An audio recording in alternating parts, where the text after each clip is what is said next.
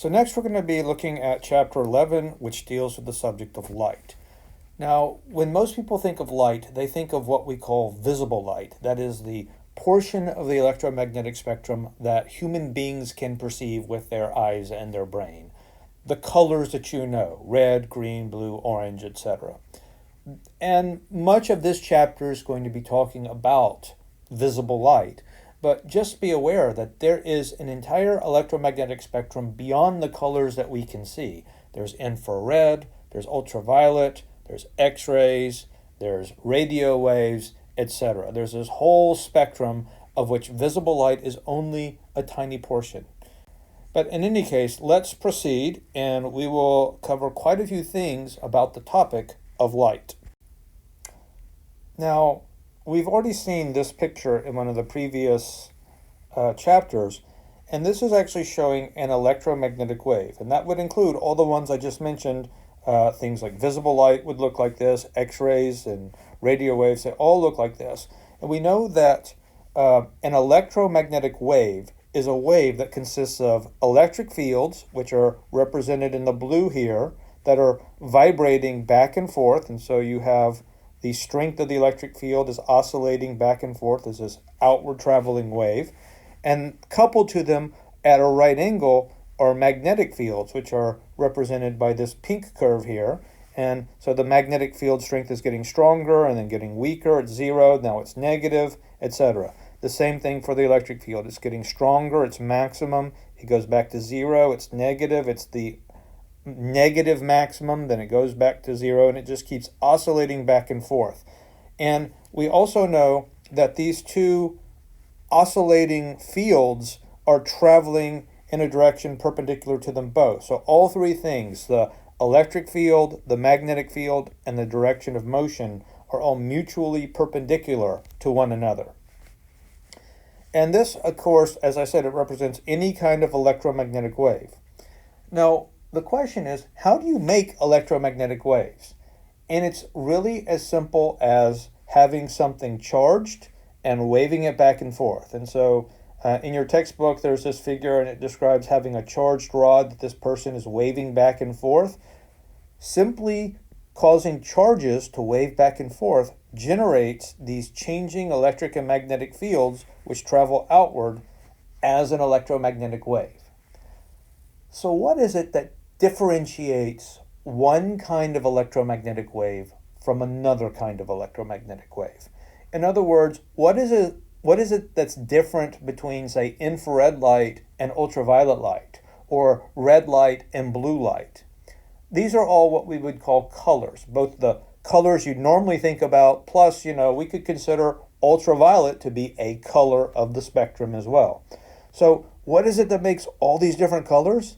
It's how fast this is shook back and forth. The vibrating charges that are generating the electromagnetic fields, they could be moving back and forth slowly or much more quickly. The faster they go, you get more and more colors. And so every frequency that you are shaking this back and forth with would correspond to a specific color.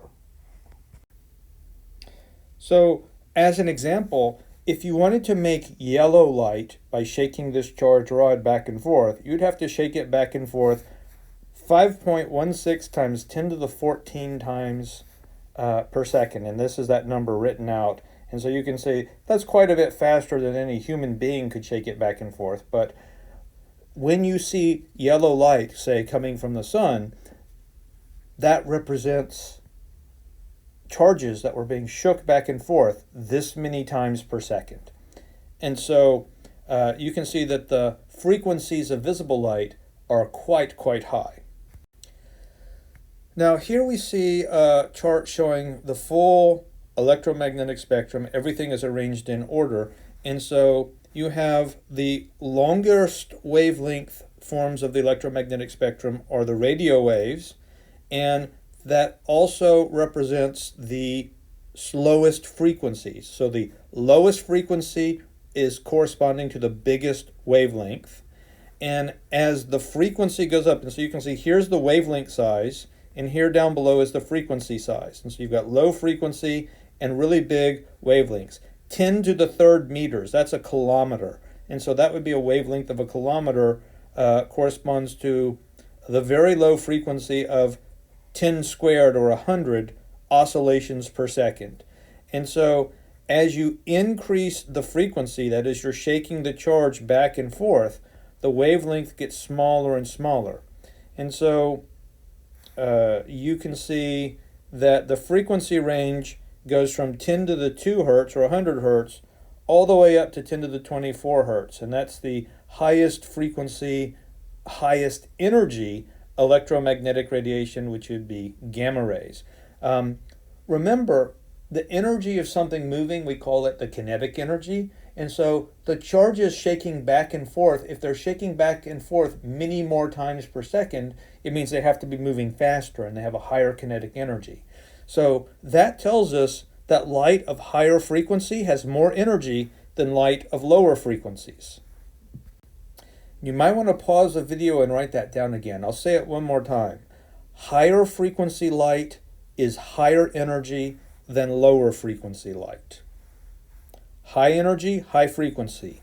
Low energy, low frequency.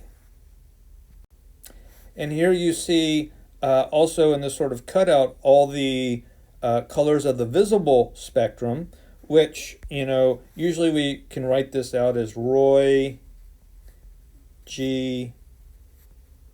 Biv, and that's red, orange, yellow, green, blue, indigo, and violet. Those are the main colors of the spectrum.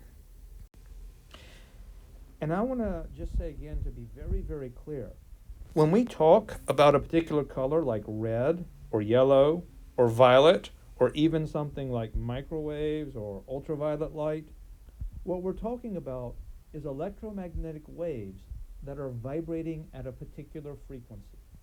And so what makes something red light versus blue light is we're shaking some charges back and forth to make that light. The frequency that we're shaking the charges back and forth with, that tells you what the color of the light that it emits is going to be.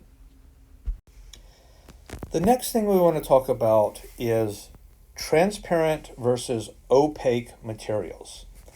Now, what this means is that some things light can pass through. You know that light can pass through glass. Light can pass through water. You can see through them. That's how you can see through them, because the light coming from the other side is able to pass through them and get to your eyes. But other things are opaque, like a wooden door or a stone wall. Light can't pass through those, at least not visible light. So what is it that makes something transparent and something else opaque? And it has to do with an idea that we developed in the previous chapter on sound. It's kind of an analog. And so the analog is to sympathetic vibrations. And I'll just remind you real quick, the idea was we have a tuning fork, and you strike the tuning fork, and so that tuning fork is going to be sending out sound waves. If the other tuning fork over here has the same resonant frequency that this guy has, so we know I strike this guy, he's going to vibrate at his resonant frequency and send out sound waves at that frequency. If this guy over here has the same resonant frequency, it's going to set up a resonance condition so that this guy will vibrate sympathetically with the first guy. And so these vibrations will create a resonance that starts the other guy vibrating. The same thing can happen with matter and light waves. Now, what's vibrating back and forth is the electrons surrounding the atoms, and sometimes even the whole atoms themselves. But the charges in the atoms are what are vibrating back and forth. Remember, light is made out of electric and magnetic fields, and electric and magnetic fields can apply forces to charges. And so that's what's happening with light. The light goes across and it strikes some matter. The vibrating electric and magnetic fields of that light start applying a force to the charges in the matter, the protons and the electrons, and causing them to vibrate back and forth. And if you are at the right frequency for the matter, then you'll get the similar kind of resonance from the vibrating charges that you got with the tuning fork and the sound waves. So whether a material will be transparent or opaque actually depends on the frequency of the electromagnetic radiation.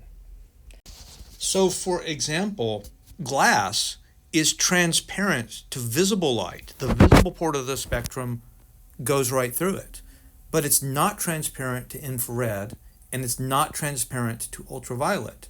So a glass pane can actually block infrared light or block ultraviolet light while letting the visible light go through. Similarly, there are other materials that are transparent to other parts of the spectrum but not to visible light. There are certain types of crystals that block visible light, but they let infrared light go through them. So when we say something is transparent, that is, it lets the light pass through it, we have to be careful whether we're talking about visible light or some other part of the spectrum. And also the same thing is true if we say something is opaque. A wooden door is opaque to visible light, but it lets radio waves go through it all day. How do you know that? You can turn a radio in your house and those radio waves are going right through the walls and the doors of your house to get to your radio. So transparent and opaque materials depend on the material and how it interacts with the particular frequencies of light that are incident upon it. So here we have an image from your textbook. This is figure 11.6, and basically the idea is this. We have an atom where we have protons in the nucleus and we have electrons outside the atom, and the model that we sometimes use is we think of the electrons as being attached to the protons by springs able to vibrate back and forth. Now, of course, this is not literally true. It's just a model to help us understand the idea. And the idea is that, these electrons, they have their own resonant frequencies that can be excited by the electromagnetic waves. In other words, they can sort of behave like optical tuning forks. And when this happens, basically the idea is that the electromagnetic waves, they drive the atoms and molecules to vibrate at a resonance, and this adds energy to them, and so this causes a transfer of energy that warms up the body. The atoms and molecules are vibrating faster and faster because they've gained this energy from the electromagnetic radiation, and we know that things that are vibrating at a faster rate have a higher temperature. So basically, when you go out into the sun and the sunlight falls on your face, the electromagnetic waves traveling from the sun to your face, when they get to your face, they're warming you up by this process. Now, I said that this is going to be true with a pane of glass for visible light, that the visible frequencies of light are going to pass through the glass. But I also said that ultraviolet doesn't. Why is that? Now, let's consider light incident on a glass window. The light contains all the frequencies of the electromagnetic spectrum, the visible spectrum and other parts of the spectrum too. Now, ultraviolet light has frequencies that create resonances like we were talking about, and that cause large amplitude vibrations. And these large amplitude vibrations can last a long time. During this time, the collisions with other atoms transfer the light energy into the thermal energy. Hence, ultraviolet light, because it creates this big resonance, it's not going to pass through the glass. Its energy is going to be converted into heat. It's going to be absorbed by the glass. Visible light, on the other hand, causes the atoms to vibrate with much smaller amplitudes. It's not at resonant frequency, and so they vibrate with smaller amplitudes and for less time. That means there's fewer collisions as these things are vibrating back and forth, and so the visible light is not going to be absorbed. It's just going to pass through. Now, infrared light, on the other hand, has a much lower frequency than visible light, and it vibrates not only the electrons in the material, but the whole molecules in the glass, and many other materials too. This molecular vibration increases the thermal energy in the material. So again, it's absorbed by the material and it heats the material up rather than being passed through it. And so for this reason, infrared waves are called heat waves. And so the glass is transparent to visible light, but not to infrared light. And as we said on the previous slide, also not to ultraviolet light. So let's talk a little bit more about the distinction between, say, ultraviolet light and visible light when both of them are incident on glass. Now, if you have ultraviolet light, as we talked about in the last slide, the ultraviolet light comes in and it creates a resonance effect. So this guy's going to be vibrating back and forth with really big amplitude, and it's going to clobber this guy, and then it's going to clobber that guy, and you get these big amplitude vibrations create collisions, and that warms up the material, and so the energy of the light basically gets used up to heat up the material. Now, what happens with visible light is different, because visible light doesn't create that same kind of resonance effect. It's not the right frequency to do that. Every material has its own frequencies that this will work with, and it just so happens that glass is the kind of material that visible light does not create this kind of resonant effect with.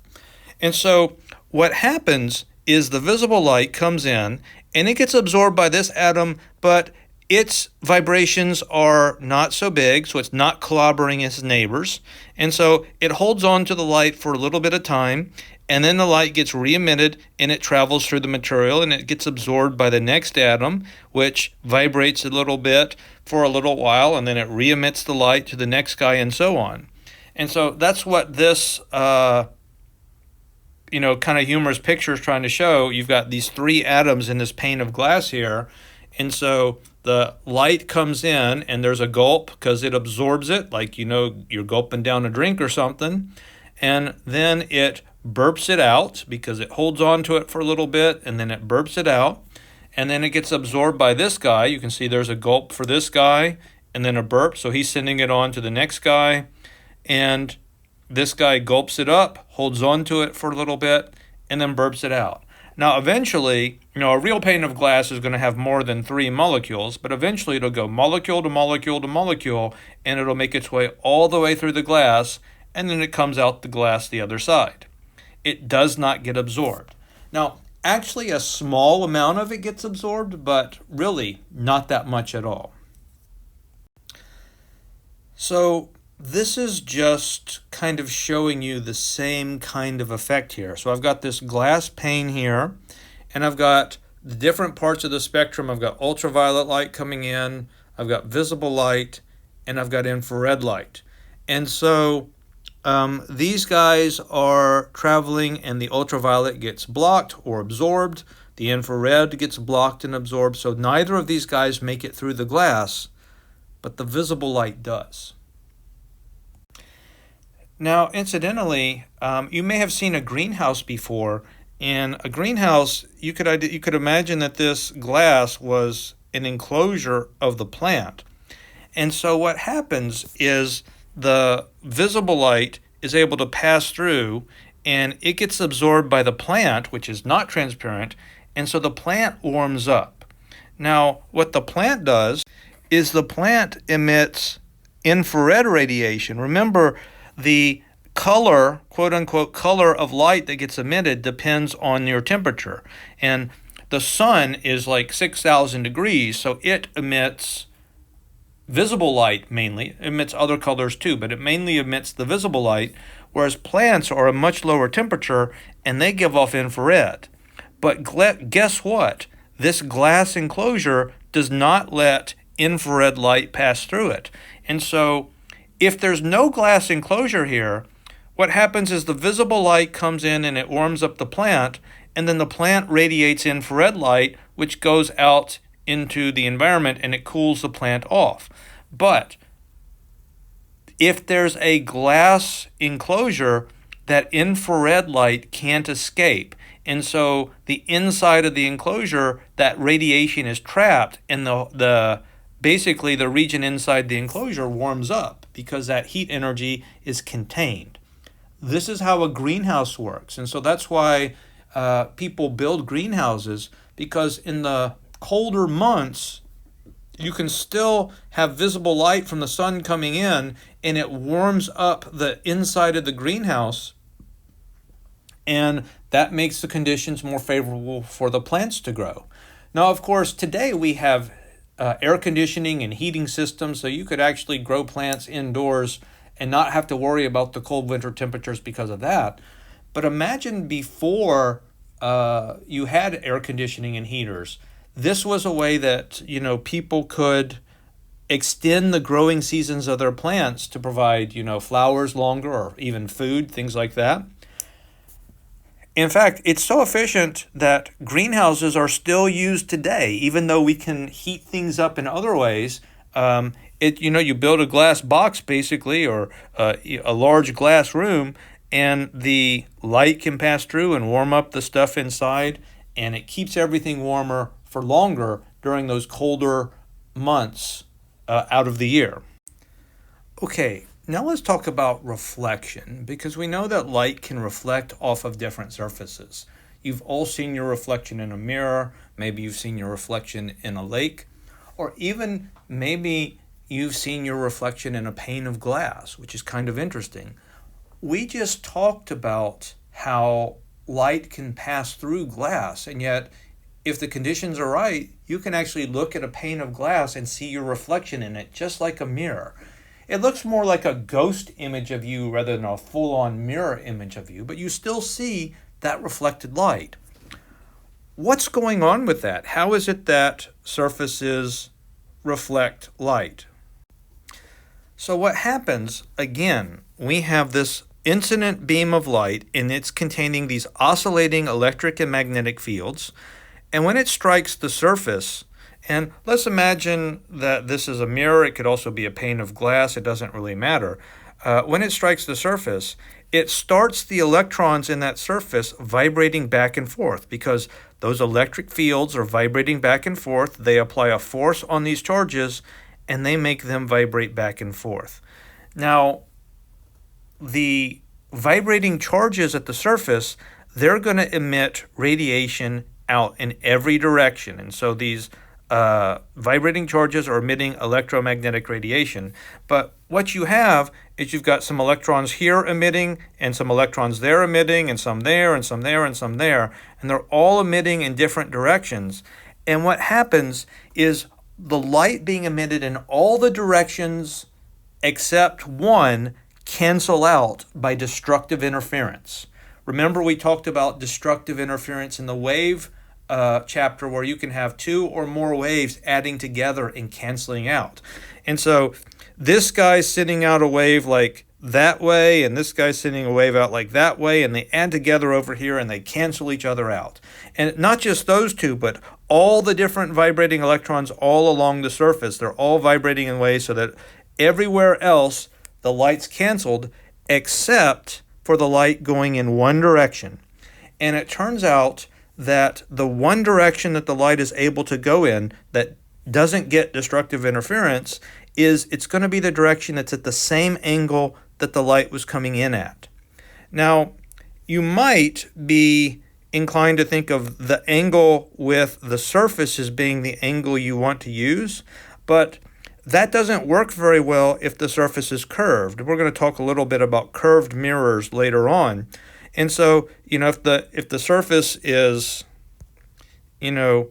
curved down here, what is the angle that you want to use, right? Is it that angle? Is it that angle? It's harder to figure out what you're talking about. And so what we imagine is we imagine an imaginary line perpendicular to the surface that is called the normal line. You can see it says normal right there. So that normal line is this imaginary line perpendicular to the surface, and we call the incident ray has an angle to the normal, which we call the angle of incidence, and then the reflected ray of light has an angle to the normal that we call the angle of reflection. And the basic rule is this, and we call it the law of reflection. The angle of incidence is always equal to the angle of reflection. These two angles have to be equal to one another. So that's the basic idea of how reflection works. Now we want to talk about how reflection behaves. When I'm teaching this class in person, I like to walk into the center of the room and be surrounded by my students and hold up a pencil. And I ask, can everybody in the room see the pencil? And of course the answer is yes, everybody in the room can see the pencil. And I point out that what that means is that light coming from the overhead lights is reflecting off the pencil and it's going out in every possible direction. Okay? Now, if two people are at different positions in the room, they're going to see light coming from the pencil in different directions because you only see the rays of light that go into your eye. Hopefully that makes sense. Now, let's say you're over here looking at this candle and you have your eye over here. And this could be your eye. And so what's happening is that you're going to see the actual candle itself. You're going to see the rays of light coming from the candle to your eye, but you're also going to see the rays of light that are reflected off the mirror.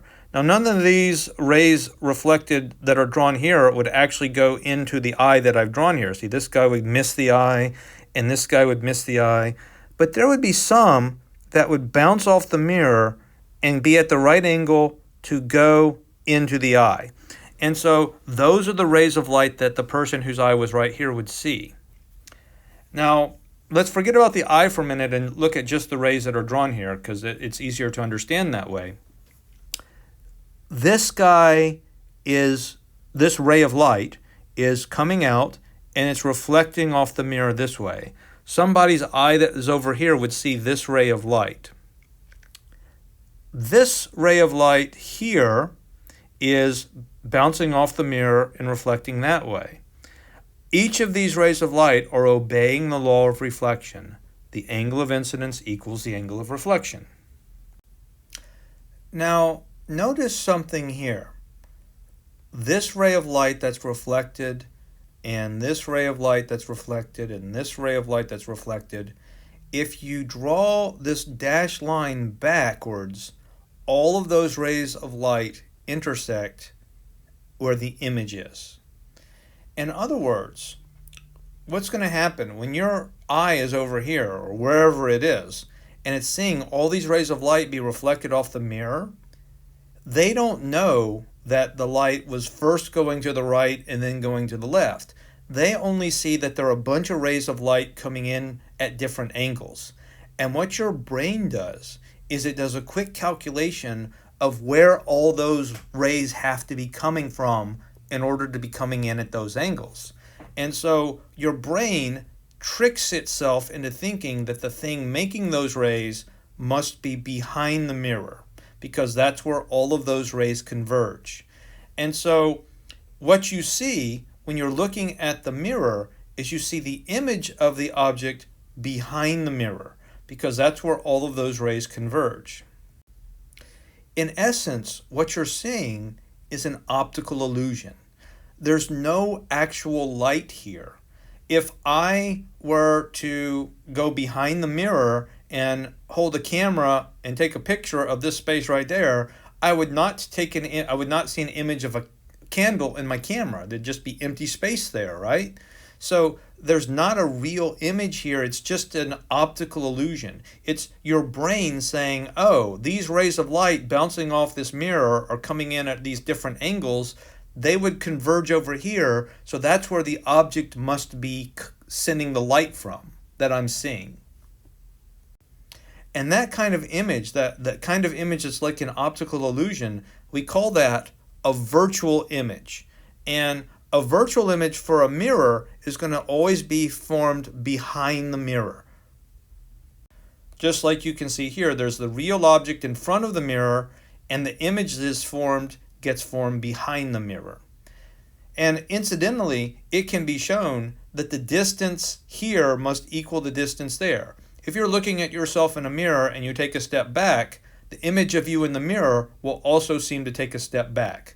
And so the distance are effectively the same distance. In this slide, I want to talk about a very common misconception that people have about mirrors. Now, if you're standing in front of a mirror and you raise your right hand, the person that you see in the mirror, that is the image of you in the mirror, will raise the hand that is on your right side.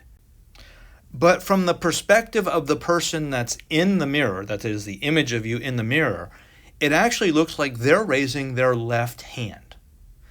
And so people have this idea that mirrors reverse the left and right sides of things, but they don't reverse the up and down. And so people get confused by this. Why does a mirror, if I have a mirror that's just like a circle, how does it know to reverse the left and right, but not reverse the up and down? And the answer to that conundrum is it's actually not reversing the left and right. What it's doing is the image is rotated 180 degrees. And so if you're standing in front of the image and you want to imagine that it's like the image of you is frozen in the mirror now and you want to match it, you would spin 180 degrees. And so your reversal is not left to right, it's more like a rotation. And so you can see this in this image that the one person is standing in their coordinate axes. This would be kind of going their up and down, this would be their forward and backward, and this would be their left and right. Well, the image on the other side of the mirror, that coordinate system is rotated 180 degrees. And so that is the basic idea that you would see. So the takeaway of this is that you're not reversing the left and right directions. It's more like you're spinning 180 degrees.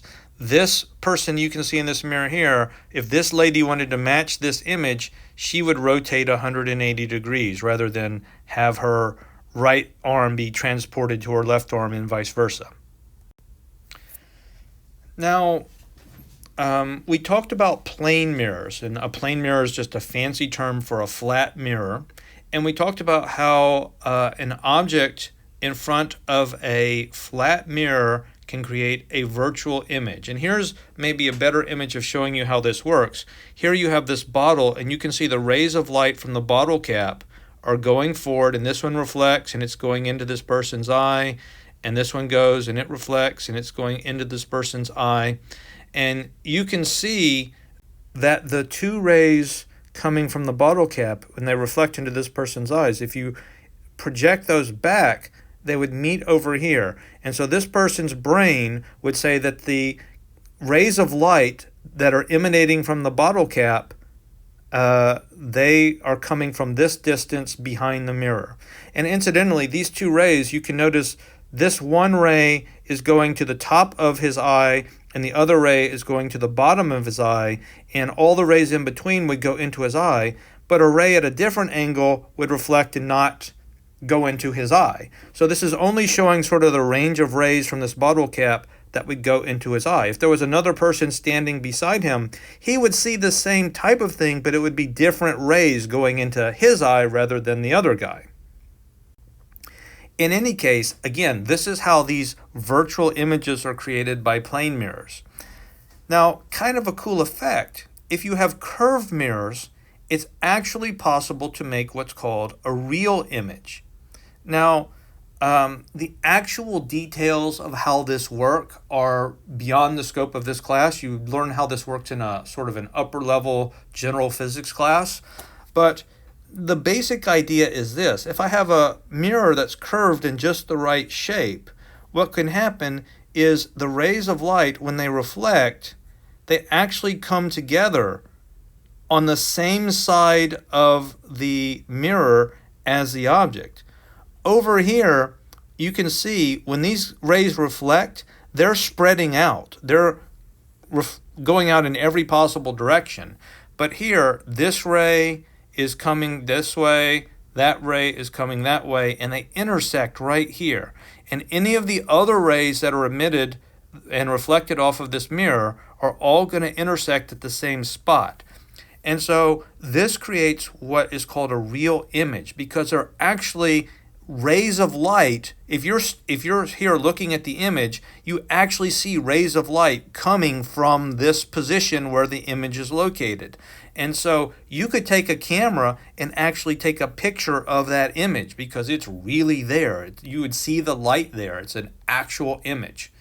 And so that is a difference between a virtual image. Now, of course, you could have a camera over here and take a picture of the image behind the mirror, but you could not go physically behind the mirror and take a picture of anything over there related to the image. It just wouldn't be there. There's no actual light there. But here, there's actual beams of light that a camera could capture. And so that's the difference between a real image and a virtual image. And by the way, just kind of a fun quirk here, notice that the image that's formed is upside down compared to the object. That happens a lot in these kinds of situations. When you have real images, very often they're formed upside down relative to the object. In the last slide, I said curved mirror, but very often what we're talking about is what's called a spherical mirror.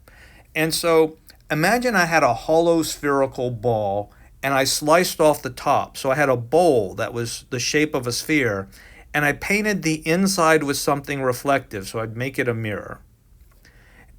If I have parallel rays of light, and the way that you get parallel rays of light is to have something very, very far away, parallel rays of light all reflect from a spherical mirror and converge to the focal length.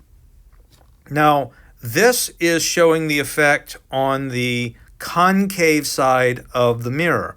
And so this is called a concave spherical mirror. If I turn the mirror around and painted the outside of the mirror with a reflective color, the parallel rays of light would all strike the mirror and spread out. But they would spread out as if they were coming from that focal point. So here, all the parallel rays converge to the focal point. Here, all the parallel rays diverge as if they were coming from the focal point. The specific details of this aren't important, but what I want you to get across is that there's a point, geometrical point, called the focal point of this kind of mirror. And it's important because light behaves in specific ways when dealing with the focal point. Now, I showed you in one of the previous slides how a spherical mirror or a curved mirror, spherical mirror in particular, can create a real image. It's also possible for them to create virtual images. Now, if the object is on the concave side, the rounded side, the outwardly rounded side of the mirror, it's always going to form a virtual image. And remember, virtual images are formed behind the mirror rather than in front of it. If, on the other hand, you're on the concave side, it's possible to form a virtual image behind the mirror. How is it possible? I already showed you that with a spherical mirror, you can create a real image in front of the mirror. What's different? What's different is where the object is located. If this guy were beyond the focal length, let's say the focal length was right here, and he's outside the focal length, then he would actually make a real image. But if he's inside the focal length, imagine the focal length is over here somewhere, he's inside the focal distance, then the image that he's going to create would actually be a virtual image. And one of the things that this is showing is that in the case of the convex mirror, you get a smaller image than the object, but in the case of a concave mirror, you get a bigger image than the object. Now, also it's worth noting in each of these virtual images here, they're both right side up compared to the object. Remember, I mentioned that the real images that are formed are often upside down. Well, the virtual images are going to be right side up. And so you can see in both of these cases, they're right side up. And in one case, it's smaller, and in the other case, it's bigger. Now, imagine that I had a piece of glass. And as we already talked about, if I'm looking at a piece of glass, I would be able to see my reflection in it. And the reflected light would obey the law of reflection. That is, the incident angle would equal the reflected angle for every ray of light. And if the glass is smooth, as most glass is, every ray coming in, if I've got parallel rays of light coming in, they're all going to be reflected parallel, and so the light will all reflect out in the same direction. And this is called specular reflection. This word comes from Latin It has to do with light. You might have sometimes, it's a very old-timey word, but you might have heard of glasses, like eyeglasses, referred to as spectacles. It's the same root, the spec. But in any case, specular reflection is reflection off of a smooth surface, so all the incoming parallel rays go out parallel. Now imagine I took my piece of glass and I scratched it up really good with sandpaper, and I made it so it was kind of opaque looking even. What I would find is that I would no longer be able to see my image in that scratched up glass. So what's happening there is that by scratching the glass, I have roughed up the surface. And so all the parallel rays of light are coming in. Now, the thing to note, this guy's coming in and it's reflecting. This particular ray is coming in and it's being reflected. And it's obeying the rule. The angle of incidence equals the angle of reflection. The second ray here is coming in and he's being reflected and he's obeying the same rule. But because of the roughness of the surface, the light is coming in parallel, but it's striking the surface. Every ray is striking the surface at a different angle because the angles of the surface are changing. And so when all of these rays of light reflect, they all go off in different directions. This is called specular reflection. And so most of the light that you see reflected off of things is being reflected diffusely. That's why if you look at a wall, even in bright light, you're generally not going to see your image in the wall the same way you would in a pane of glass, because the way that glass is made, it's very, very, very flat, but the wall has got a lot more roughness to it. And so that's the difference between what we call specular reflection and diffuse reflection.